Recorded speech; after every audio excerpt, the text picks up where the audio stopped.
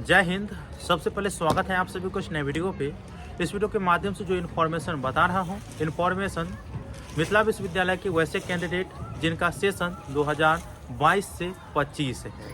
देखिए, वैसे कैंडिडेट जो पार्ट 1 के रिजल्ट का वेट कर रहे हैं, उनके पार्ट 1 के रिजल्ट में न जाने किसकी नज़र लग गई, उनका रिजल्ट ही नहीं आ रहा है और दिन प्रतिदिन टाइम बीतता जा रहा है और रिजल्ट नहीं आ रहा है। खैर, हम रिजल्ट पे बात नहीं करेंगे क्योंकि बार बार एक ही अपडेट को बताना अच्छा नहीं रहता है। ठीक है, इस वीडियो में बात करेंगे कि जो कैंडिडेट रिजल्ट के भरोसे रुके हुए हैं और कुछ कैंडिडेट यह कह रहे हैं कि पार्ट 2 के एग्ज़ाम कब हो जाएंगे, इसके बारे में भी बता दीजिए ताकि हम इससे जो एग्ज़ाम की प्रिपरेशन है वो करते रहें।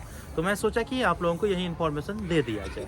तो सबसे पहली बात, आप लोगों को इस बात की जानकारी रखना है, रिजल्ट के भरोसे नहीं रखना है। रिजल्ट आपका ख़राब भी आ सकता है, अच्छा भी आ सकता है।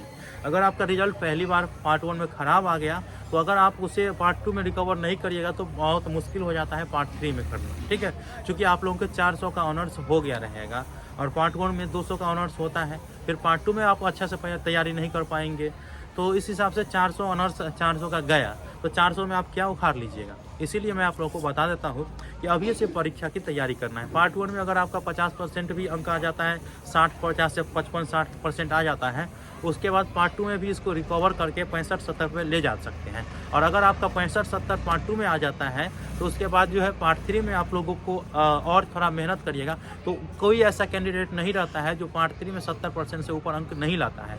तो इसीलिए आप लोगों को 70% से ऊपर अंक आएंगे पार्ट 3 में, तो क्या हो जाएगा, ये मैनेज होगा। और जो अच्छा पार्ट 1 में भी अच्छा किए होंगे, पार्ट 2 में भी अच्छा किए होंगे और पार्ट 3 में भी अच्छा करेंगे, तो उसका जो अंक है वो तीनों मिला करके एवरेज जो इसका परसेंटेज बन जाएगा वो अच्छा खासा बन जाएगा, 70+ ही बनेगा या 65+ ही बन जाएगा।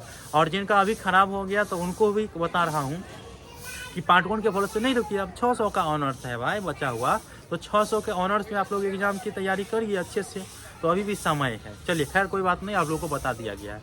अब देखिए, एग्ज़ाम की तैयारी कैसे करना है, परीक्षा कब तक होने की संभावना है वो भी मैं आप लोगों को बताऊंगा। सबसे पहले एग्ज़ाम की तैयारी आप लोग कैसे करिएगा, तो सबसे पहले आप लोग अगर क्लास कर रहे हैं तो अच्छी बात है, नहीं कर रहे हैं अपने टेक्स्ट बुक से तैयारी करिए, जो किताब होता है उससे तैयारी करिए। अगर सबसे ज़्यादा की रहता है जो कुंजी है सफलता की, उसमें प्रीवियस 5 साल के क्वेश्चन बहुत बड़ी भूमिका निभाते हैं।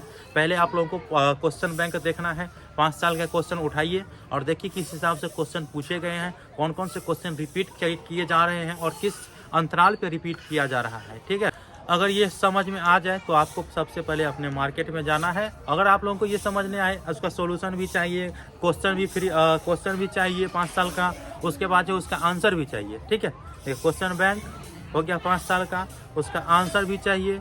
ठीक है, लिखने का तरीका कैसा है वो चाहिए। तो सबका जो मिला जुला करके फंडा है वो है रेखा प्रकाशन के गेस्ट पेपर। आपके मार्केट में रेखा प्रकाशन के गेस्ट पेपर मिल जाएगा, चाहे आप पार्ट 1 के लेना चाहे, पार्ट 2 का लेना चाहे या पार्ट 3 का लेना चाहे। अगर उन सबों में आपका सब प्रैक्टिकल है, चाहे वो सब्सिडरी का हो या ऑनर्स का हो, तो प्रैक्टिकल बुक जो है आप लोगों को फ्री में मिल जाएगा। तो आप लोगों को कितना फ़ायदा हो जाएगा। ठीक है, तो आप लोगों को रेखा प्रकाशन के गेस्ट पेपर मैं रिकमेंड करता हूँ। अब कहिएगा क्यों, तो मैंने उसमें अपने हिसाब से कंटेंट डलवाया हूँ, कंपनी की जो कमियां थी उसको दूर करवाया हूँ कि नहीं ऐसा नहीं चलेगा भाई, इस तरह से कैंडिडेट चाहते हैं और इस तरह से आपका जो सॉल्यूशन है वो रहना चाहिए। साथ में अच्छा अंक मिले तो दूसरे जो प्रकाशन देता है तो उससे अलग कंटेंट उसका सॉल्यूशन रहना चाहिए, ताकि जो कॉपी चेक करने वाले रहते हैं ना, तो वो चेक करे कॉपी तो उनसे अलग आपका कॉपी दिखे, ताकि देखेगा कि कंटेंट इसका अच्छा है और लिखा भी अच्छा है और दूसरे से अलग है, तो ही इम्प्रेशन जग पाता है।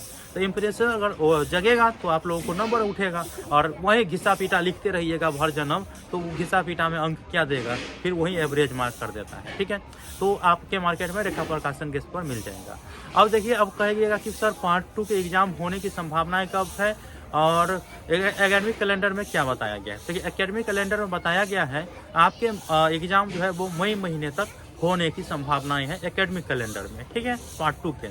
लेकिन हमारे हिसाब से अगर पार्ट 3 का देखा जाए तो वो भी अभी लेट ही चल रहा है। तो अगर पार्ट 3 के एग्ज़ाम लेट चल रहा है अभी उसका कोई सूचना नहीं आया है। तो अगर पार्ट 3 के एग्ज़ाम पहले हो जाते हैं उसके बाद ही आप लोग के पार्ट 2 के एग्ज़ाम होंगे। तो यूँ समझिए कि पार्ट 2 के एग्ज़ाम मई महीने के बाद ही होंगे और पार्ट 3 के बाद होंगे। तो अब जो भी इन्फॉर्मेशन आएगा मैं बताने का प्रयास करूँगा। इतना ही, मिलते हैं अगले वीडियो में, तब तक के लिए धन्यवाद।